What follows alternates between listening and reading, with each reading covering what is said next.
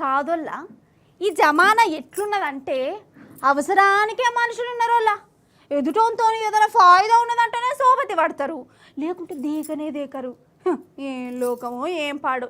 సరే, చుట్టుముట్టు జనాలంటే అది వేరే విషయం అనుకోరి. మరి సర్కారు కొలువులు చేసే ఆఫీసర్లకు ఏమైందోళ్ళ? వాళ్ళకు సర్కారు జీతం ఇయ్యనే ఇయ్యబట్టే ఆ జీతం కూడా మన పైసలేనాయే, మన కోసమే వాళ్ళు కొలువులు చేస్తాండాయే. అసంటప్పుడు మన పనులు చేయాలి కదా. కానీ కొందరు ఉన్నారు వల్ల, కొందరేంది చాలా మందే ఉన్నారు.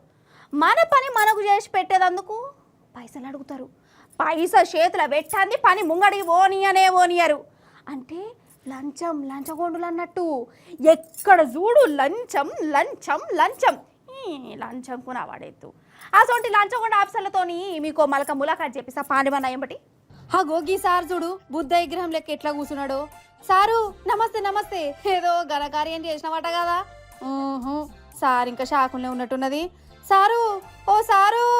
సరే ఇప్పుడు మాట్లాడేటట్లేడు కానీ, సారు వారు చేసిన ఘనకార్యం ఏందయ్యా అంటే, ఒక మెడికల్ షాపు దుకున పైన దగ్గర 30,000 లంచం తీసుకొని ఏసీబీలోకి దొరికిండు. సారు వారి పేరు రవిశంకరు. మన ఆదిలాబాద్ జిల్లాలున్న మెడికల్ ఆఫీసులో కొలువు ఎత్తడట. సరే, మంచి కొలువే, జీతం కూడా బాగానే వస్తుంది. అయితే ఏదో కేసులా పేరు రాకుండా ఉండేదందుకు మెడికల్ షాప్ అయిన కాడ 30,000 లంచం అడిగిండు. ఆ షాప్ అయినా ఏసీ బోలకి చెప్పిండు.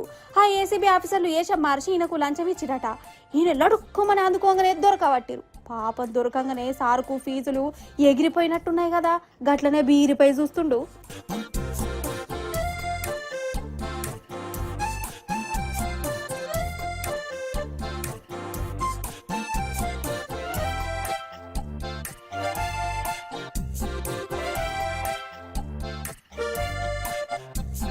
ఇప్పుడు ఇంకో లంచగొండ ఆఫీసర్కి అడిగి పోవాలి. ఈసారి ఆ మహానుభావుడు మంచిగా పురుషత కూర్చున్నాడు కదా. సారు వారి పేరు పురుషోత్తం. పేరు పురుషోత్తమే, కానీ తీసుకునేది మాత్రం లంచం.